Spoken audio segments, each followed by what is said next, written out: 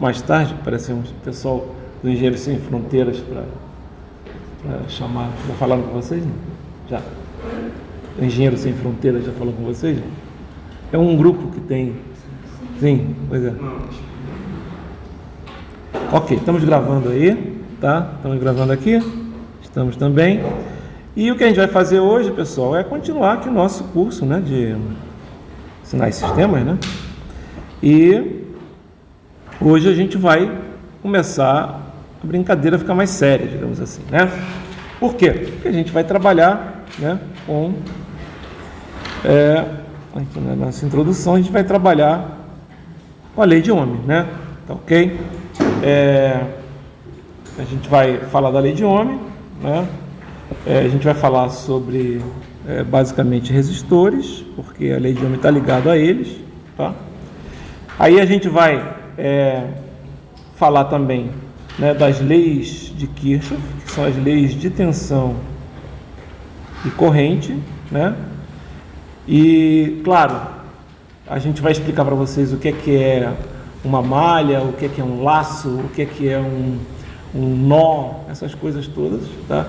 E, sinceramente, né, a gente consegue, basicamente, ainda vai terminar com alguns equipamentos para medir tensão e corrente, né? São os multímetros, tá ok? Mas, sinceramente, a gente consegue trabalhar praticamente tudo, né, com lei de Ohm.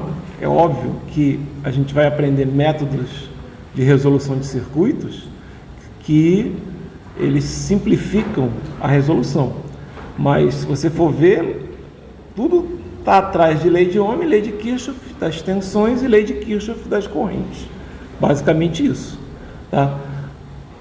Então dá para fazer todos os problemas? Dá, só que fica mais fácil se você usar, por exemplo, num problema que tem muitos, né, elementos, né, você utilizar, por exemplo, né, um método das tensões nos nós, né?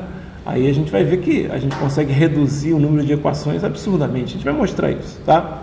Mas a princípio, só com isso aqui dá para resolver todos os circuitos, inclusive circuitos com capacitores e indutores.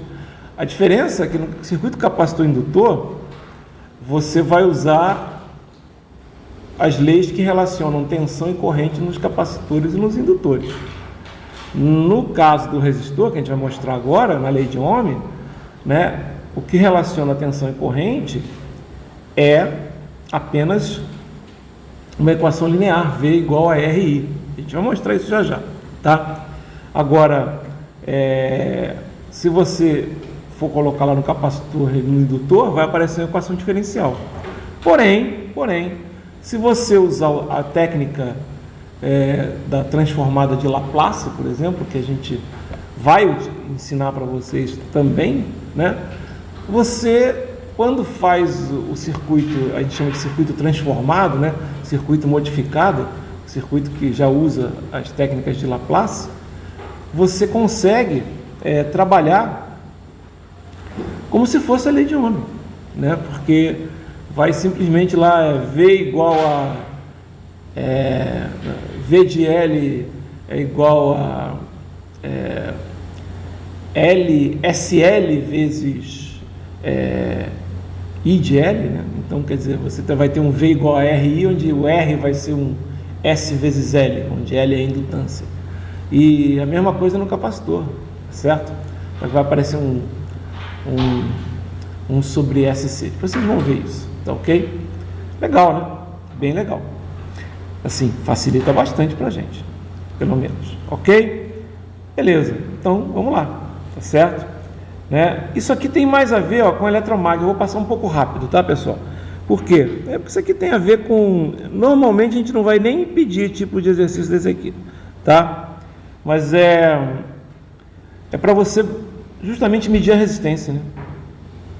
Resistência é uma propriedade de um material elétrico, um material condutor, né? Se ele conduz eletricidade, né, e ele se opõe, por exemplo, à condução dessa eletricidade, né, ele se opõe, ou seja, ele faz com que as cargas tenham mais dificuldade de passar por ele, né, é um elemento resistivo, tá?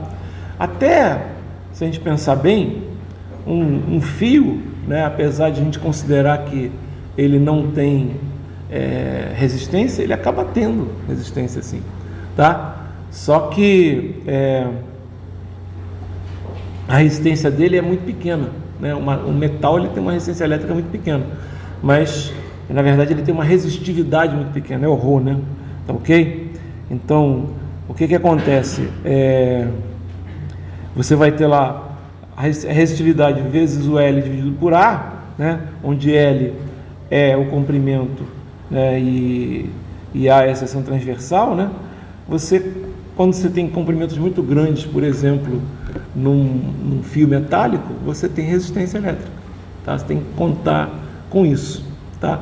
Mas a gente aqui não, vai trabalhar com fios em que você vai ter comprimentos muito pequenos em relação à área ou coisas do gênero, você não vai ter, você não vai considerar, mas teoricamente um fio ele pode ser considerado um resistor. Na verdade, a resistência é quase zero, né? E faz com que ele, por exemplo, dissipe muito, né?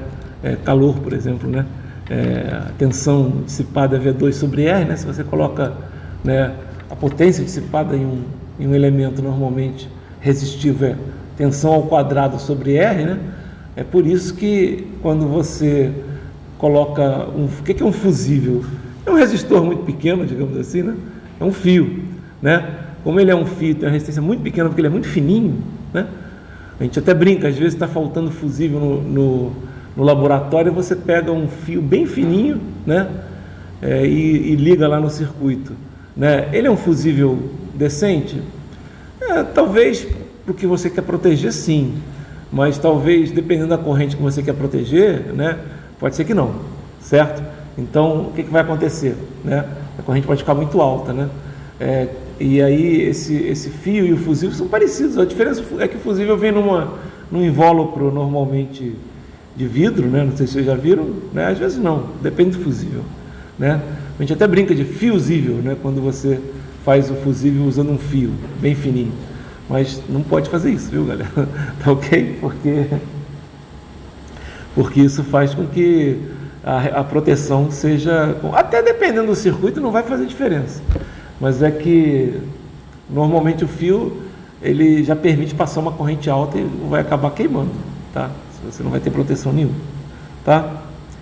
Então o fio pode ser isso, mas vamos lá, vamos direto logo para o que interessa para a gente. O que é isso? O que interessa para a gente?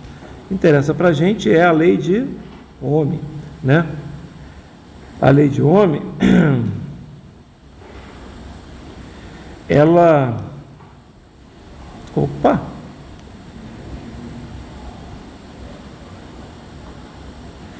diz o seguinte, que a nossa tensão e a nossa corrente em um resistor, ela é regida por essa equação. A tensão é diretamente proporcional à corrente que atravessa esse resistor, a tensão no resistor. A gente poderia aqui colocar para ficar mais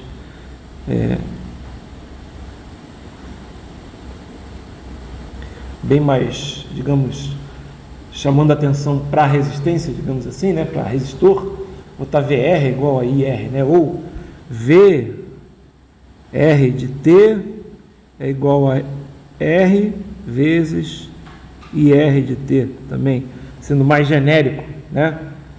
Ok? Sendo mais genérico.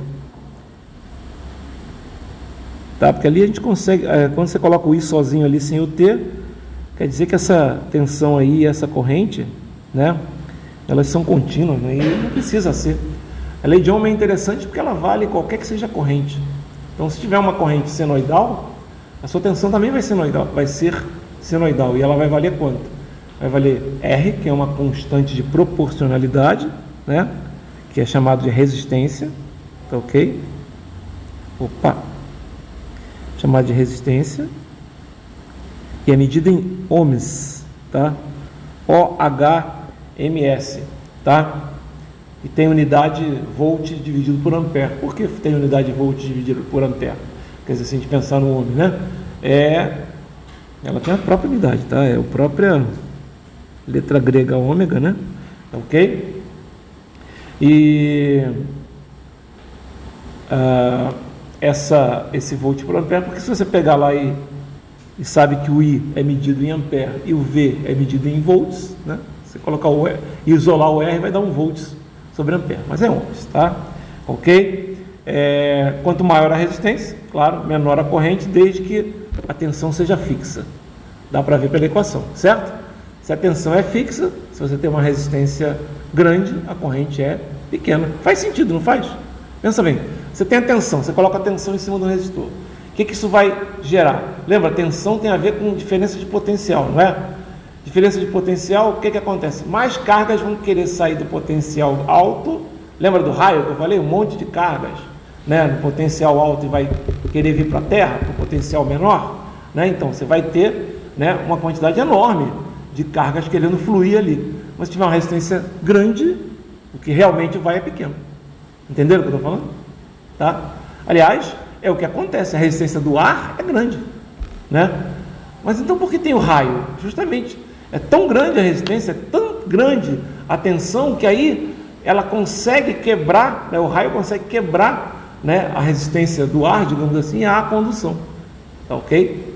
Legal? Se não colocar nada, você não vai ter corrente, a resistência é alta, né?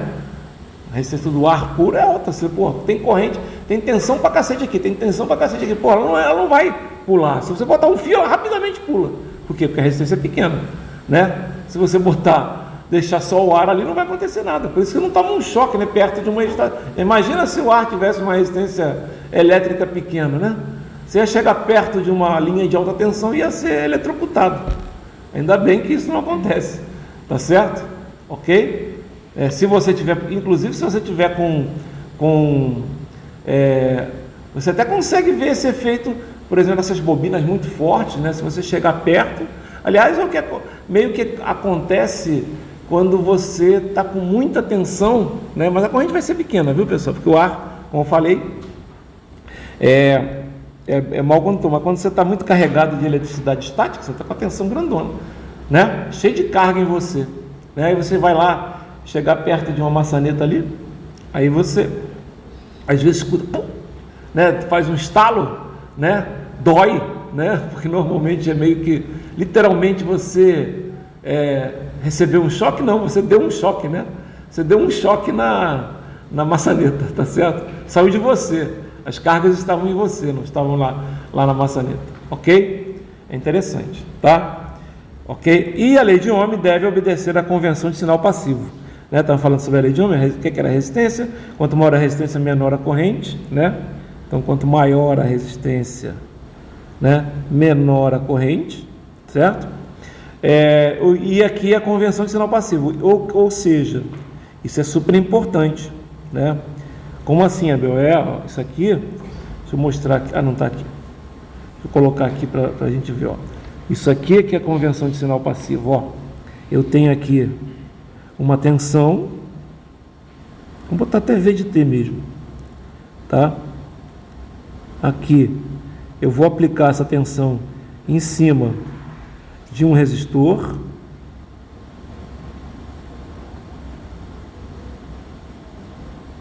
Ok? Mais, menos. Então, ó, o que vai acontecer? Se a corrente vai estar entrando aqui no resistor. Ó. Então, note, ó. Aqui, ó. Aqui é a corrente I de T. Aqui é a resistência R. Olha aqui, ó. Mais, ó. O mais continua aqui, menos aqui. Então, o que está acontecendo? Esse V de T aqui, que a gente fala que é R vezes o I de T, que é a lei de Ohm, tá?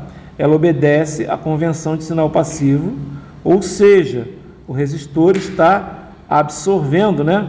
Potência vai ser positiva, né? Lembra? Entra pelo mais, sai pelo menos, potência positiva, ele está absorvendo potência, ok? Isso é importante. Ou seja, se você não conhece a tensão, ou sei lá, se você nem conhece a corrente, mas se você coloca a corrente num determinado sentido, certo? Você já sabe. O que eu quero falar é o seguinte, ó. Vamos supor que você tem um circuito qualquer. Deixa eu aumentar um pouquinho aqui para dar um espaço para vocês enxergarem melhor. Então, vamos supor que você tem um circuito qualquer aqui.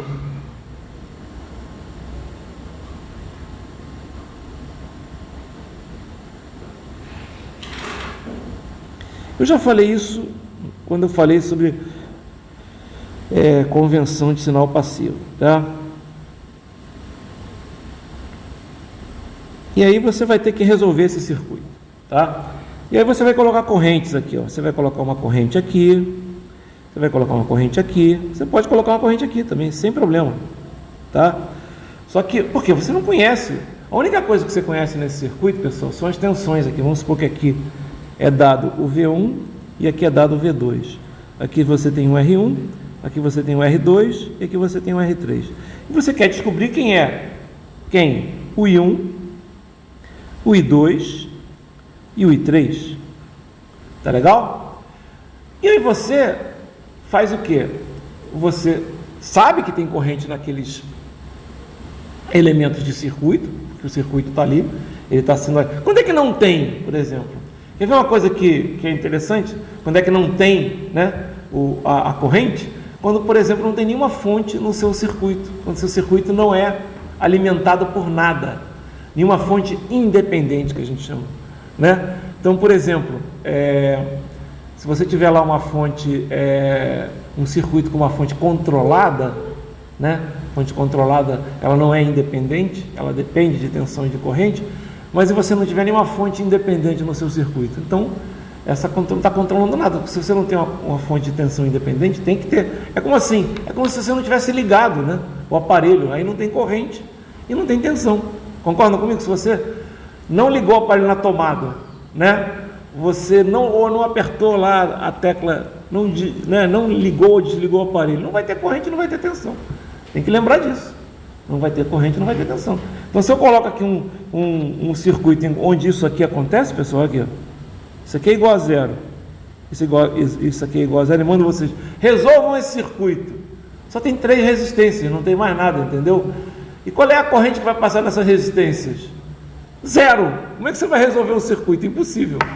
Vocês estão entendendo? Impossível. Porque, na verdade, já resolveu, né? Não interessa quais são as resistências que estão lá, as correntes sempre serão zero, né? Provavelmente você não quer saber quais são as resistências, né? Você já conhece, você quer saber quais são as correntes. Nesse circuito aqui, justamente, o que é resolver um circuito elétrico, pessoal? O que é resolver? Resolve o circuito aí para mim. É identificar uma variável que você não conhece. Nesse circuito aqui, como eu já coloquei ali, V1, R1, R2, R3, V2, a princípio tudo isso é conhecido.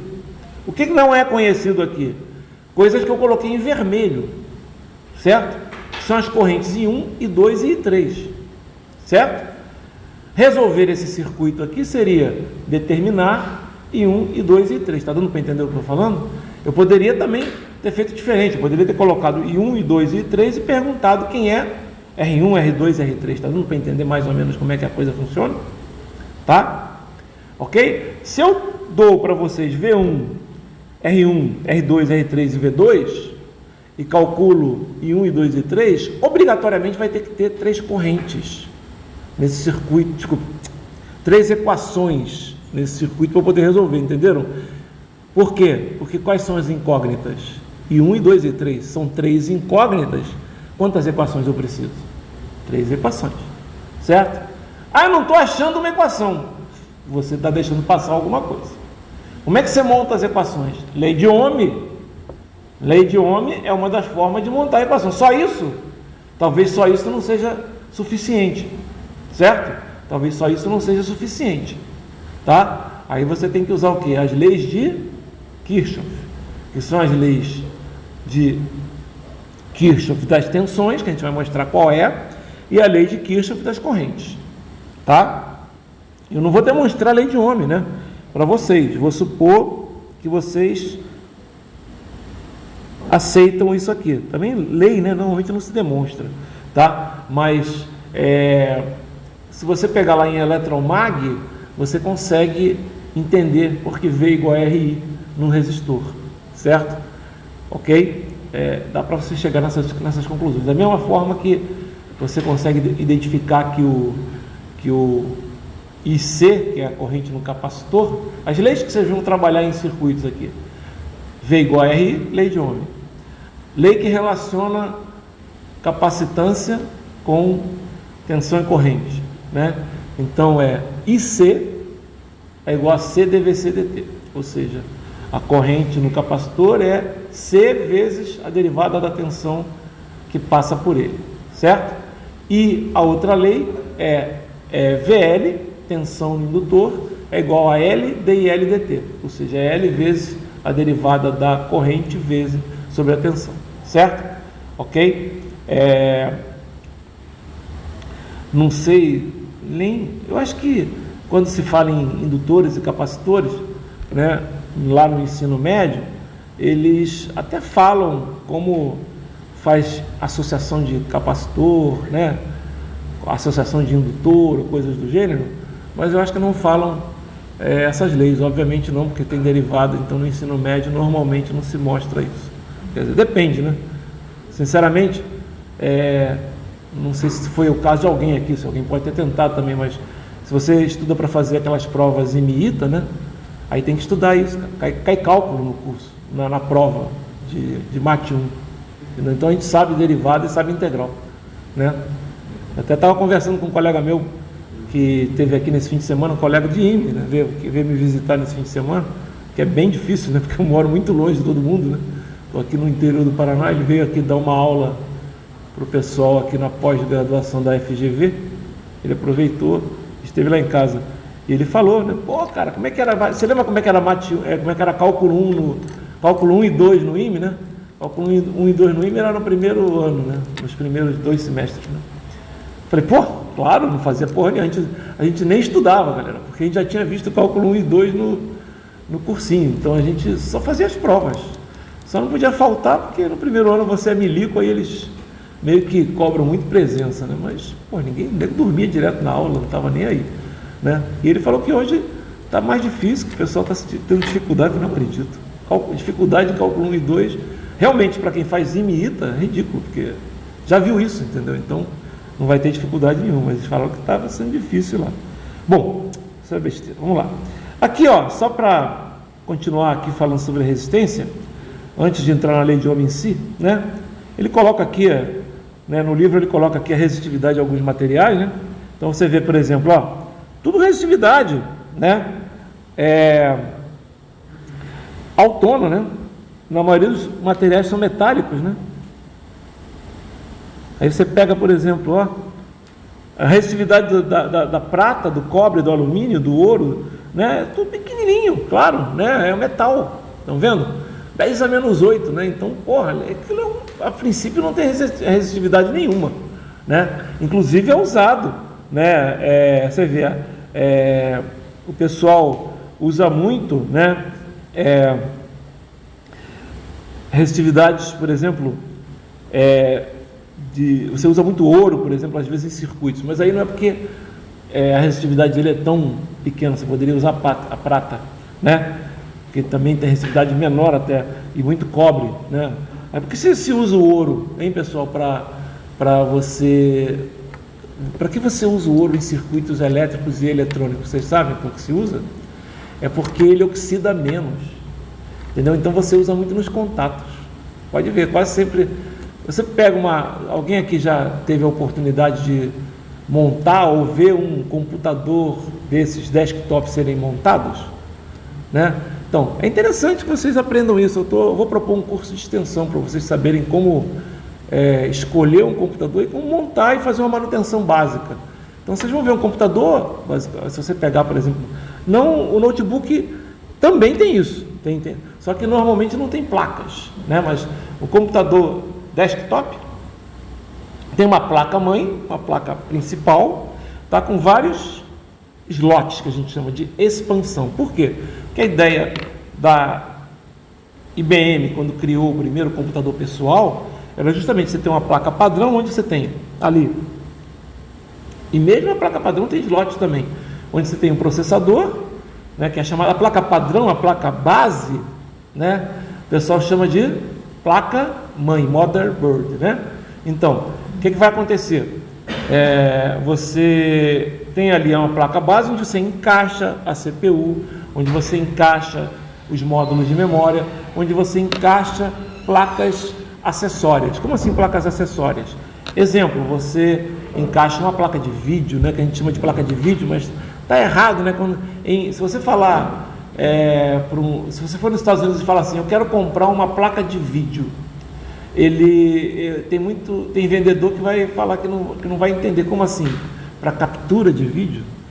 Ele vai achar que é uma placa para vocês transformarem o vídeo do computador em vídeo que pode ser gravado digitalmente, tá certo? Um vídeo analógico num vídeo digital, digamos assim, tá? É isso que eles acham que é placa de vídeo, né? Placa de vídeo que a gente fala aqui para o americano é placa gráfica, que na verdade é justamente a parte do computador que manda a imagem. Esse computador aqui, por exemplo, é um notebook, mas ele tem uma placa gráfica integrada a ele, mas integrada não, desculpa, tem uma placa gráfica externa. Ele tem um circuito separado, aí só que não é num slot, né? Porque o cara já faz tudo na placa mãe, só que é um circuito separado.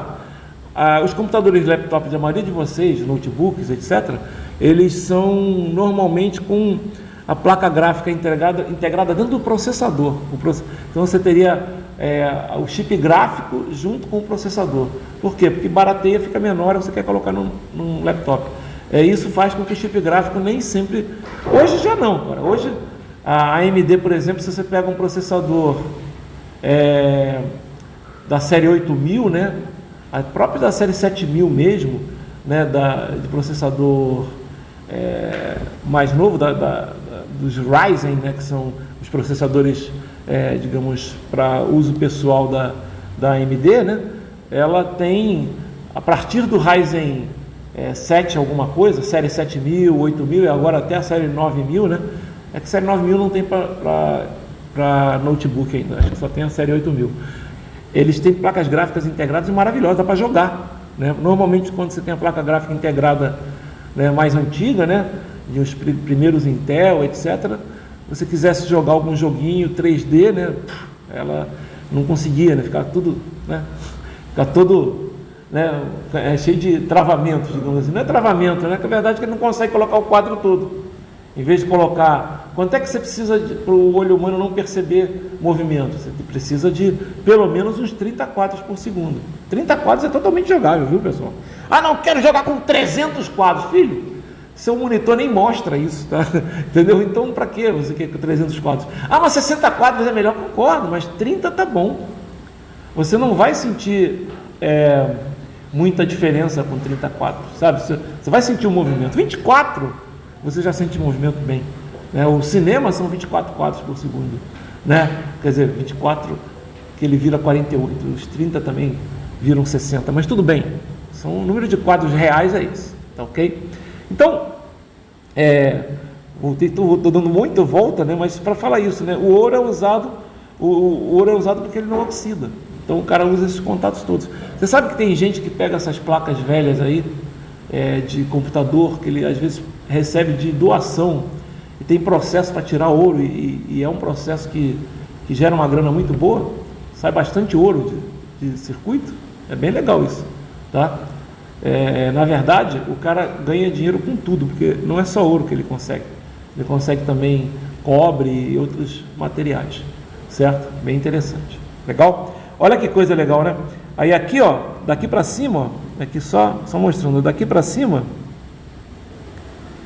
tudo 10 a menos 8, ó, condutor. Daqui para baixo, tudo 10 a décima, isolador, ó, papel, mica, vidro, né, teflon, são excelentes isoladores, né, borracha também, né? Mas olha só, você pega aqui no meio, ó,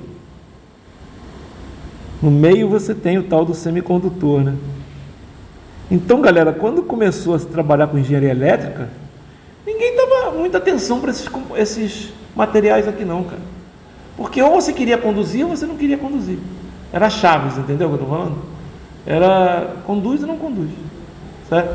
Aí, de repente, eu já falei para vocês, caiu um avião, não, caiu um disco voador lá em Roswell e nego... menos de um ano depois surgiu com materiais semicondutores, do nada, juro, não tinha pesquisa, podem procurar, é sério, alguma coisa eles encontraram ali, alguém descobriu, né? Eu não sei de nada, tá ok? Alguém estava fazendo uma pesquisa secreta aí. Olha, legal. Vamos lá, continuando aqui então com algumas consequências da lei de Ohm, né? Então, como assim consequências? A gente vai ver aqui, ó. O que é curto-circuito, né? Cuidado, hein? CC não é curto-circuito. CC é corrente contínua, né? E CA não é circuito aberto. CA é corrente alternada, mas olha só, né? Cuidado ali, né? Olha lá, é a mesma abreviatura, então, ok? O que é um curto-circuito, né? Então, é fácil. É quando você tem, por isso que ele fala que é curto-circuito, é que você tem resistência que se aproxima de zero. Se a resistência se aproxima de zero, né? O que acontece? Por que se aproxima de zero? Porque ela nunca vai chegar lá, né? Ok? A resistência zero é uma coisa ideal, né? Sempre vai ter alguma. Ok? E aí, ó, o que vai acontecer? Aí vai acontecer uma coisa interessante. V não é igual a RI? V não é igual a RI? V de T não é igual a R vezes I de T? O que vai acontecer se você tiver uma resistência tendendo a zero? O que vai acontecer com o V? Vai ser zero. Então, não interessa. Se você tem um curto-circuito, não interessa a corrente, né? Não interessa se você tem uma coisa, se você não interessa o valor. Quando você faz lá em cálculo, se você pegar uma coisa que é absolutamente zero, se você multiplicar por uma coisa vezes infinito, é absolutamente zero. Não estou dizendo que eu vou usar idealmente como se fosse zero, certo? Se eu multiplicar infinito vezes zero, quanto é que vai dar? Zero. Vocês estão entendendo? Não, olha só, se eu estou falando que é absolutamente zero. Infinito vezes zero é zero. Por quê? Porque o infinito... mas não é limitado, não. É uma coisa, né? Até porque o infinito, ele tende a... né? Se eu estou falando que uma coisa é absolutamente zero, vai dar zero. Entenderam? Até porque não vai ter corrente infinita, né, galera? Entendeu? Tá certo? Mas ela vai ser o quê? Ela vai ser uma corrente que tende a infinito, certo? Mas se você multiplica por zero, ou seja, não interessa, a tensão vai ser zero. Na verdade, o que vai acontecer no final é que não vai acontecer isso, né? Porque como idealmente... Como assim idealmente? É que na hora de você trabalhar no circuito, a diferença entre dois pontos de um fio... O que é um fio? É um curto-circuito.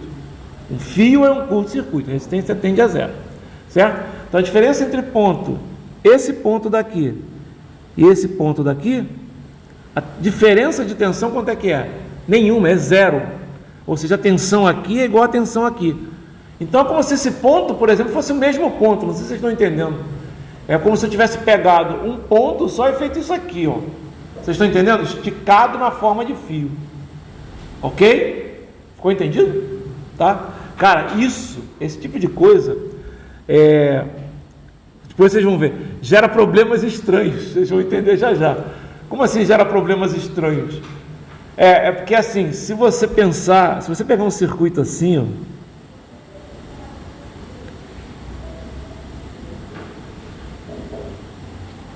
dependendo não, a maioria, a não ser que as resistências sejam iguais, né, aqui, mas se as resistências forem diferentes, notem, isso aqui é o quê? Isso aqui, teoricamente, se tudo fosse igual aqui, não passaria corrente nenhuma aqui, mas tem resistência diferente, vai passar corrente ali, mas ao mesmo tempo aquilo como se fosse um ponto. Então como assim? O estico tem corrente, se eu juntar os dois não vai passar corrente nenhuma, porque não vai existir a linha. Não sei se vocês estão entendendo. Se eu fizer isso aqui, ó, juntar aqui, né, então não vai ter corrente, porque simplesmente porque o que acontece? É que as correntes vêm e passam em diante. Só que quando você coloca um fio, aparece uma corrente ali. Vocês vão entender já já porque essa corrente aparece, tá? É até mais ou menos fácil de entender, mas é que às vezes dá uma bugada na mente de vocês aí. De qualquer maneira, já defini o que é um curto-circuito, né? Um elemento de circuito com resistência zero, tá? E aí, se a resistência é zero, não há diferença, né, de tensão, certo? Então, idealmente, note, idealmente, por que idealmente? Porque não existe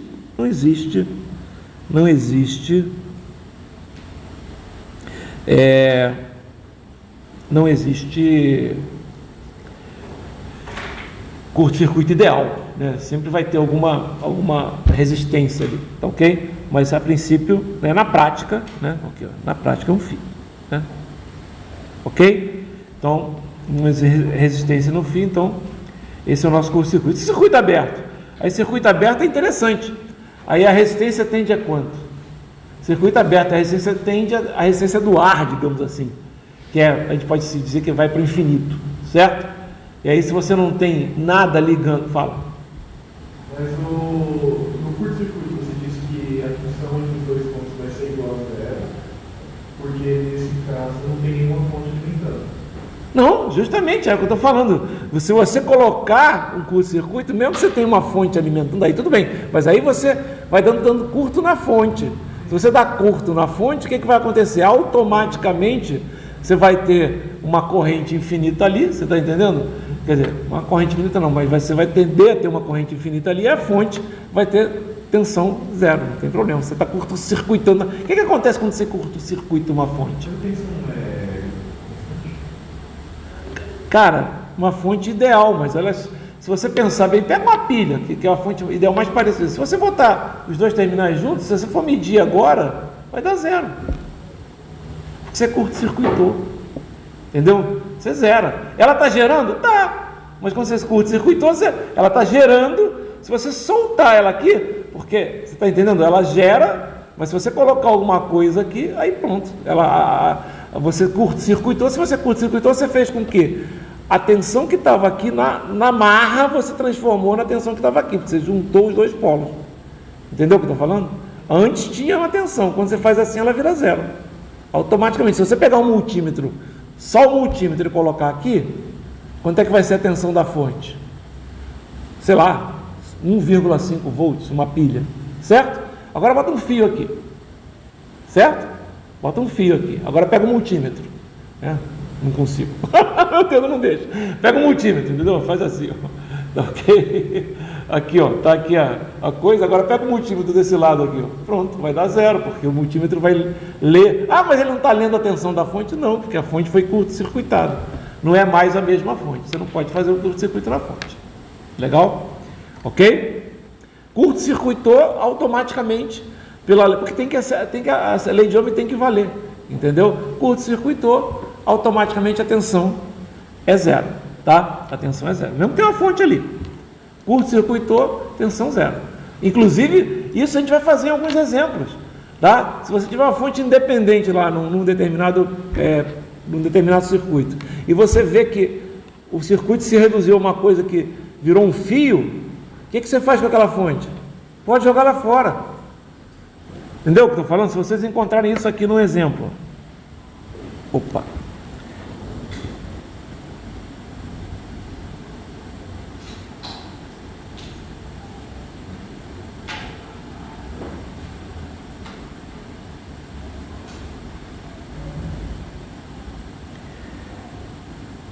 Tá?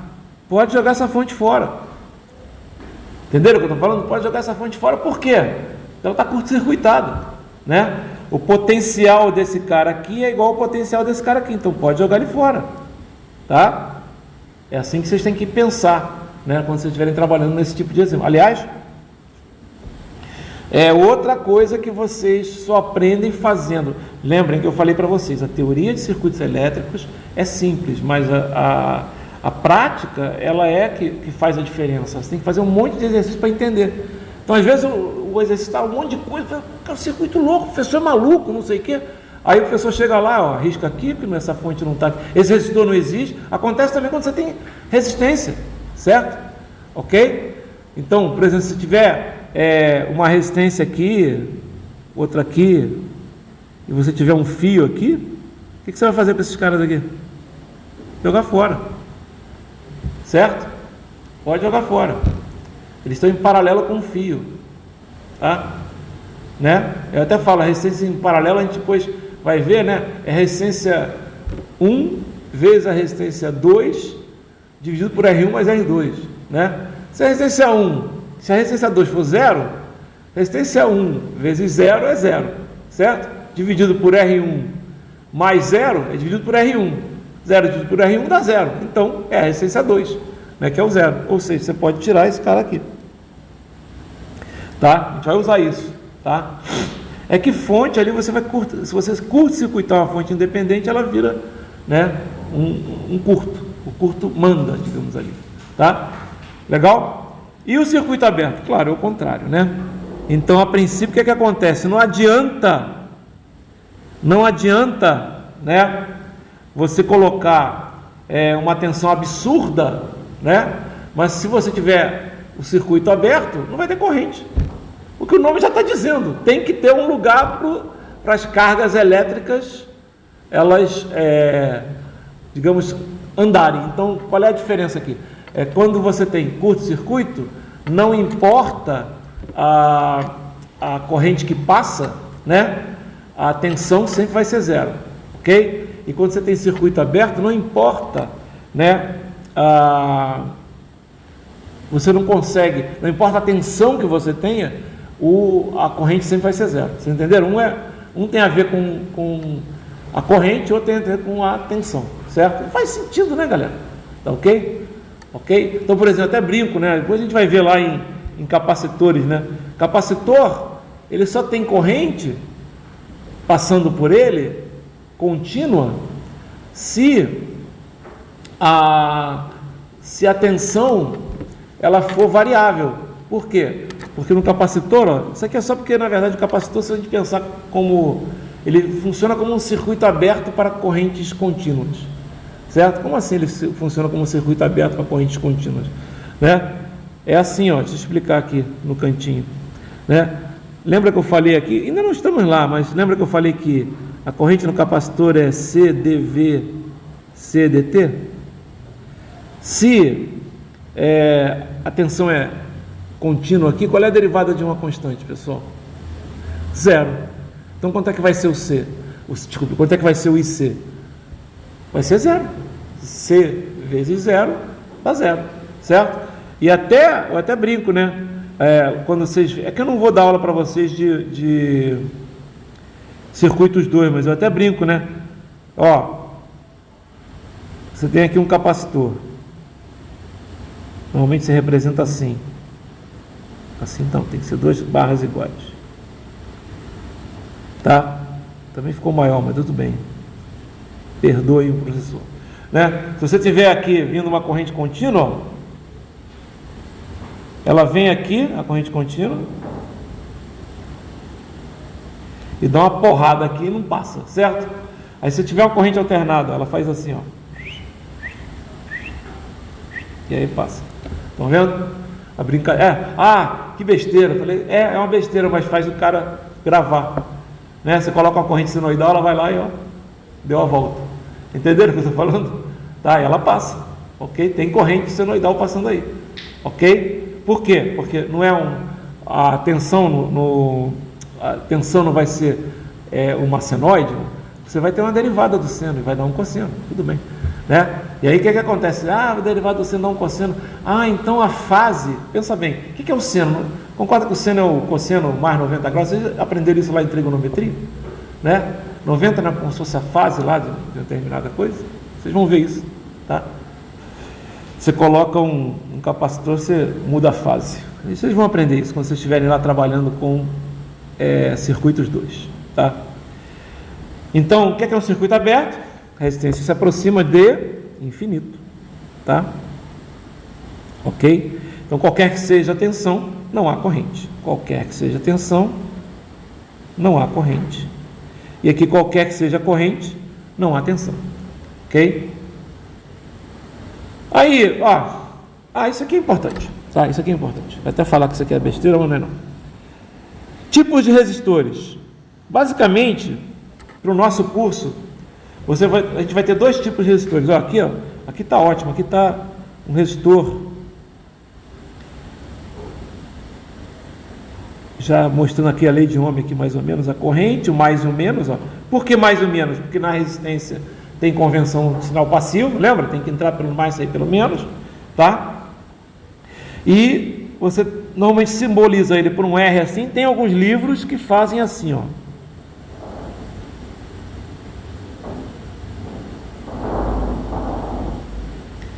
Bota um retângulo, tá? Depende do livro, mas a maioria coloca o resistorzinho, tá? Alguma coisa como se tivesse atrapalhando a passagem. E o que é isso aqui, Abel? Cara, isso aqui é um resistor variável. O que é um resistor variável? Normalmente, pessoal, resistor variável tem vários tipos, mas normalmente você tem uma coisa constante, ele tem uma resistência total fixa, certo? Máxima, digamos assim. E aí você pode, normalmente tem uma coisa para deslizar, né? Por isso que ele colocou aqui, ó, dessa forma aqui, ó.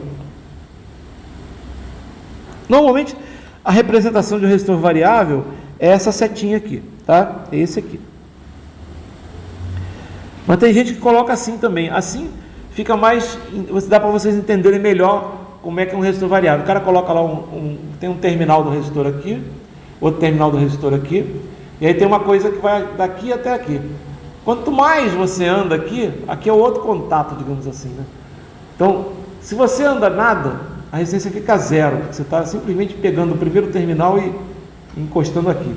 Se você anda um pouquinho, a corrente vai ter que passar por aqui e descer para cá. Não sei se vocês estão entendendo o que eu estou falando, certo? E aí, ó, você vai aumentando a resistência. É um potenciômetro, o nome também é chamado. Esse aqui o pessoal chama de potenciômetro. A gente usa isso pra caramba, tá? Hoje cada vez menos, né? Por causa da digital, mas antigamente, o que é um botão de volume? Nada mais é do que um potenciômetro. O que é um botão de sintonia? Um potenciômetro. Resistência variável que você tem ali para aumentar ou diminuir, né?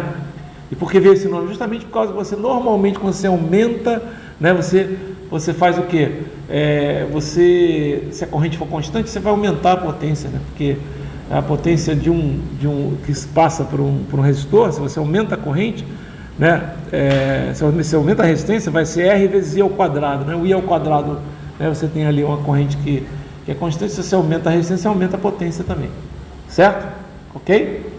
Legal? Então, é interessante você, por isso que eu assino um potenciômetro, tá?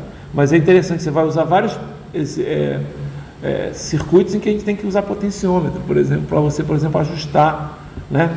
Ajuste o resistor abaixo, aí aparece um potenciômetro, de maneira que ele tenha a máxima transferência de potência. A gente vai ver como é que a gente consegue chegar nisso, tá? Você consegue fazer isso às vezes só na prática. Vocês têm que gerar alguma coisa, tem que deslizar alguma coisa, né? Mas também tem a maioria dos resistores que a gente usa é fixo, tá? Por que não usa tudo potenciômetro? Primeiro, porque é mais caro um potenciômetro que um resistor normal. Segundo, é uma questão de escala, de tamanho, certo? O potenciômetro, ele sempre vai ser maior, porque você tem que ter um objeto mecânico, dar mau contato. Não é bom ter potenciômetro, né? Uma das razões de você ter líquidos para limpar contatos é justamente o potenciômetro, porque ele é uma coisa mecânica que fica ali. Ele desgasta com o tempo, tá ok? Oxida, coisas do gênero. Legal. Bom, outra coisa que é importante falar, e a gente não vai tratar aqui, mas é importante falar, é que a lei de Ohm é linear, né? V igual a RI, tá? Então, os resistores, aqui está resistors, né?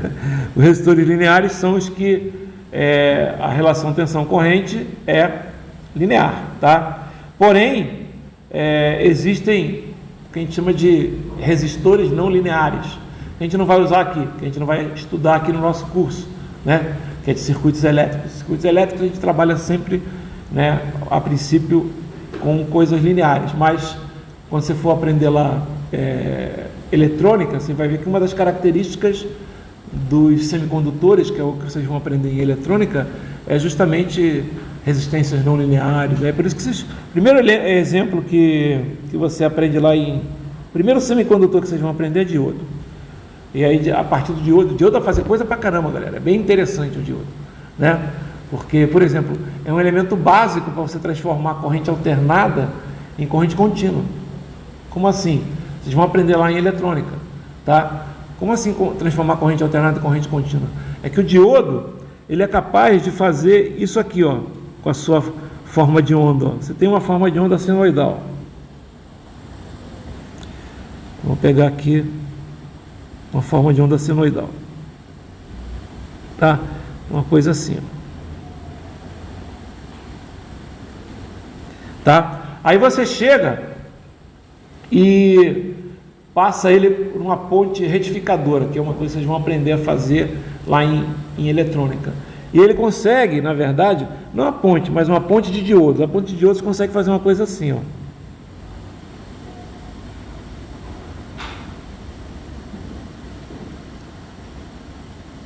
É uma corrente contínua? Não, longe disso, né? Mas tem muita gente que já usa isso aqui como corrente contínua, tá ok? Né? Que está totalmente errado. Aí você passa por uns filtros lá e você consegue alguma coisa mais ou menos assim, ó.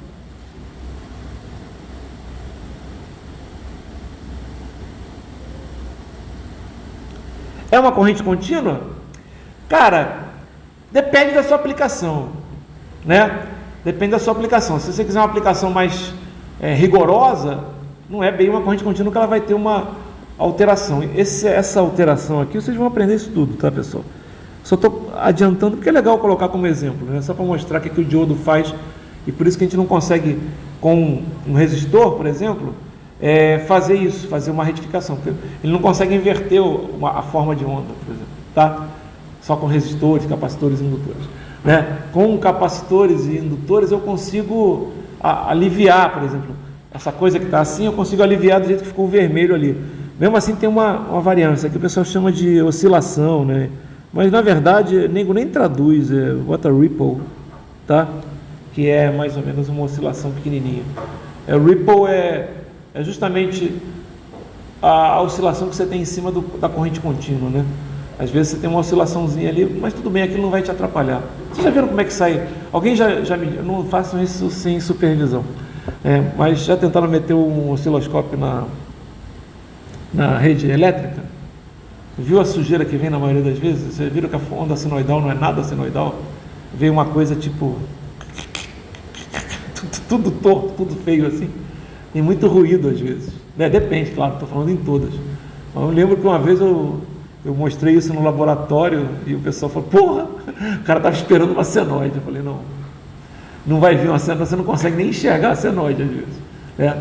Mas não façam isso direto com as pontas de prova do osciloscópio da gente, não, que a chance de você fazer merda é grande, tá? Mas como é que o multímetro consegue? Pô, o multímetro não está ali para medir, para mostrar a forma de onda para vocês.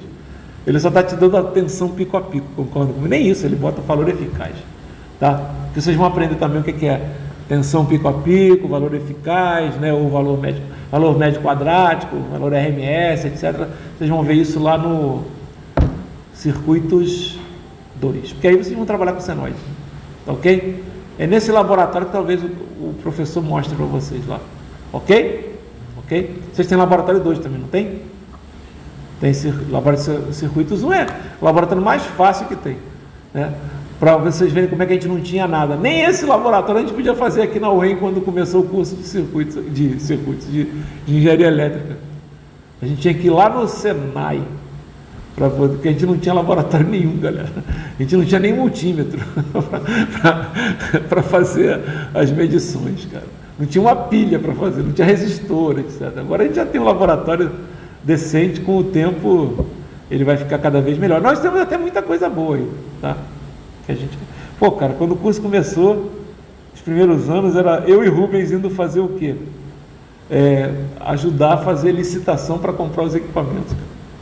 Porque também nego quer empurrar cada coisa, cara. A gente botava lá na especificação, os caras vinham uns caras trazendo uns equipamentos aí muito ruins, vocês não têm ideia. Aí tem que ficar em cima, né? Senão, não imagina.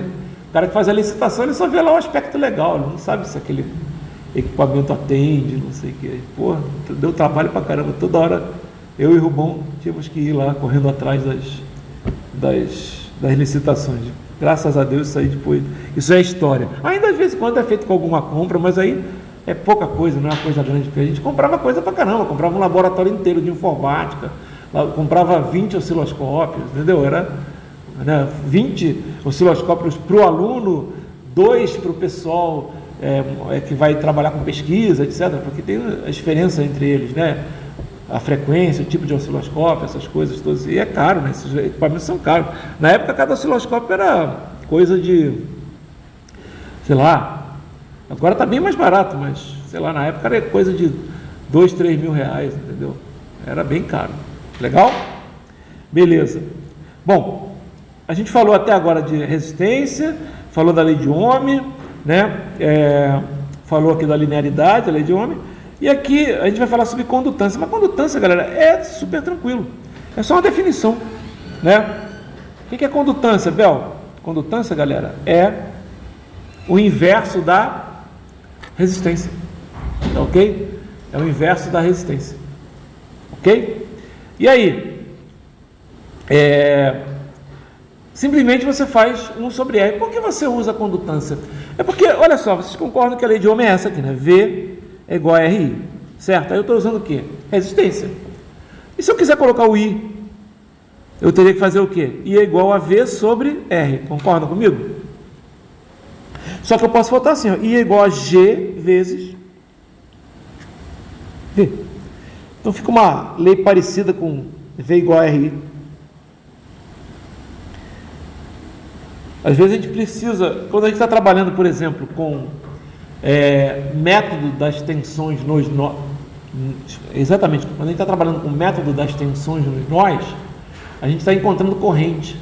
Então a gente, em vez de usar resistência no método das tensões nos nós, a gente usa o inverso da resistência. A gente usa 1 sobre a resistência, certo? Então a gente usa a condutância. A gente nem faz isso, a gente usa o tempo todo lá a resistência mesmo e não escreve, né? Mas às vezes tem alguns problemas que, para facilitar o aluno, em vez de ele colocar lá o R, ele já coloca o 1 sobre R. Está dando para entender o que eu estou falando? Certo? Aí ele coloca a condutância.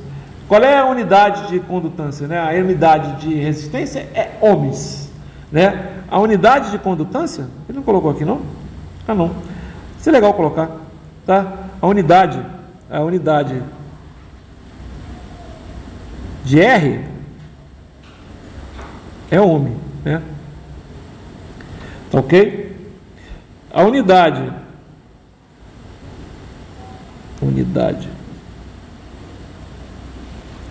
de G é Siemens,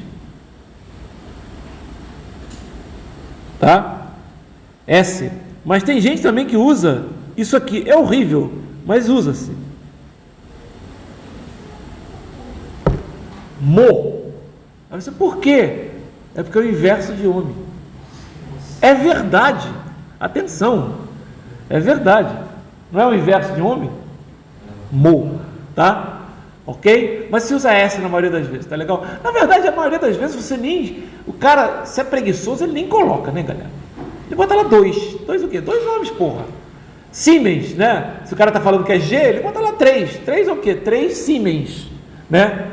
1 sobre ohm, né? Tá ok? Seria isso. Legal? Bacana. Potência dissipada. Ah, galera, isso aqui é fácil, hein? A gente viu lá na primeira aula, nas 2 primeiras aulas, a gente viu o quê? A gente viu que potência era V vezes I. Lembra? Potência era V vezes I. Tá? A gente viu que P era igual a VI. Até vou botar assim, ó. Só que como a gente está trabalhando com corrente contínua, né? P é igual a V vezes I. Né? Não varia com o tempo, então você pode colocar um valor fixo, certo? Só que tem um detalhe, né? V é igual a RI, certo? Se V é igual a RI, P é igual a R vezes I vezes I, que é R vezes I ao quadrado. Então essa é a primeira fórmula da potência dissipada em um resistor, tá? Positiva ou negativa? Positiva, convenção de sinal passivo. Lembram disso? A corrente está entrando nele, é positiva, certo? Se fosse negativa, era a potência que está sendo fornecida, normalmente por fontes, tá? Resistor é elemento passivo, tá? Mas espera aí, Abel, você podia ter colocado diferente também, podia ter usado que I é igual a V sobre R. I é igual a V sobre R. Se I é igual a V sobre R, aí minha potência vai dar V2 sobre R. Ou, olha só, para dizer que eu não uso a condutância lá, é G, V2. Onde G é o quê? G é 1 sobre R, tá entendendo o que eu estou falando? Então, tá. Então, se você tem a tensão no resistor, a potência é V ao quadrado sobre R. Se você tem a corrente no resistor, a potência é R vezes a corrente ao quadrado, certo? Que é o VI. Legal? Então, potência sempre positiva. Potência no resistor. Potência no resistor é sempre positivo.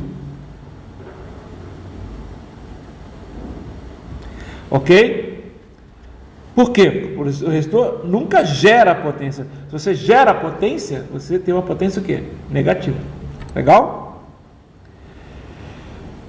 Aí botei um exemplo aqui, né? Só para, quer dizer, só seguindo o livro, digamos assim. Esse exemplo aqui é bobo. Tá? O circuito elétrico mostrado na figura 2.8, calcula a corrente I, a condutância G e a potência P. Poxa, que ridículo. Como assim? Bom, como é que a gente vai calcular?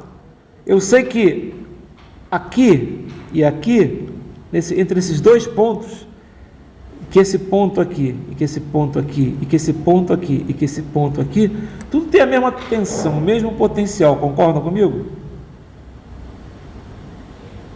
Certo? Tem todo mundo o mesmo potencial. Legal? Porque eu estou unindo esses três pontos por fios, concordam comigo? Legal? Só coloquei para chamar a atenção.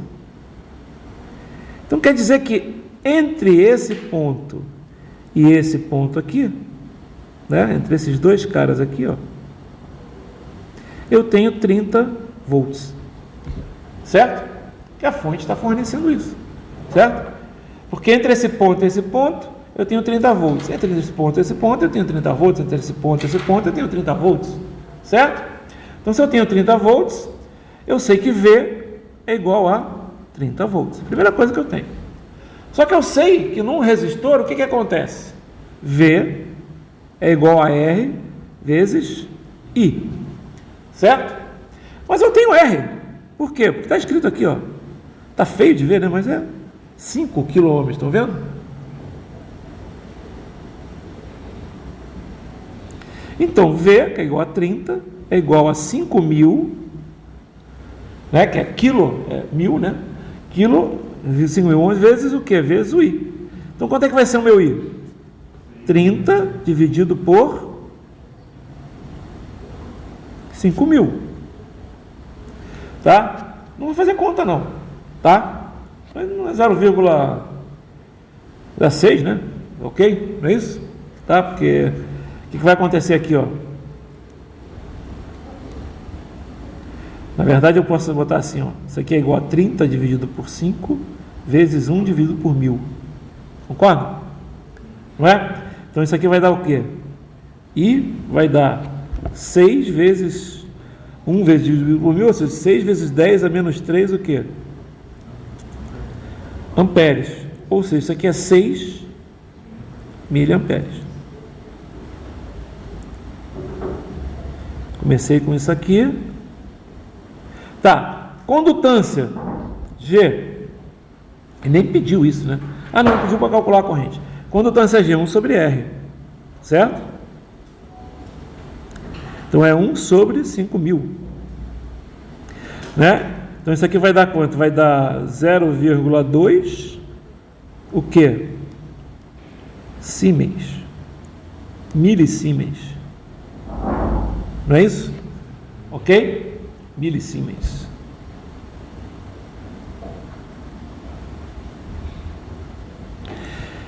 Que mais? E a potência P. E a potência P, aí você faz como você quiser, né? Na verdade, você já tem V, já tem I, né? Não precisa botar R ao quadrado, nem V2 sobre R. Eu já tenho V, já tenho I, já tenho a potência. Então, ó, P é igual a vezes I. Ou seja, é igual a 30 vezes 6 miliwatts. Por que miliwatts? Porque não era miliampere? Volt vezes ampere, né? No caso da potência, a unidade é watt, certo? Então aí vai ser volts vezes miliampere, certo? Então vai ser 180 miliwatts. Esses são os valores. Isso é bem tranquilo, né? Não dá nem para dizer que é um exemplo. tá? Vou deixar isso aqui para a aula que vem, tá? Parar por aqui. Esse aqui é muito importante, por isso que eu vou deixar para a aula que vem. Tem muito assunto para mostrar aqui, tá legal? Vou deixar para a aula que vem, que vai ser na sexta-feira de manhã, certo? Oi? Que emendar feriado, filho? Infelizmente eu não posso emendar feriado. Gostaria de, mas não posso. Eu faltei, galera, no início, né? Faltei. Eu deixei de dar aula para você, não dá para emendar o feriado. Darei aula. Não, não vou assistir, beleza. Veja a aula na internet, na web. Eu não faço chamada, galera. Entendeu? Agora, sinceramente, é bom assistir a aula. Você pode perguntar, né? Não é, na internet a aula não é uma live, entendeu? Então você não pode perguntar, né? Até podem mandar perguntas. Se alguém pergunta num vídeo, pessoal, eu respondo, tá? Pode perguntar, não entendi o que você fez, mas diz onde é que é, né? Não entendi o que você fez ali no não sei que. Porra, meu filho, o vídeo tem 1h10, 1h30. Então, nos 50 minutos, né, ponto tal, você falou um negócio que eu não entendi. Explica novamente, eu vou lá e explico. Às vezes faço até um outro vídeo para explicar. Legal? Então, é isso. Se alguém for faltar na sexta, bom feriado. Tá ok? Falou, galera. Tchau.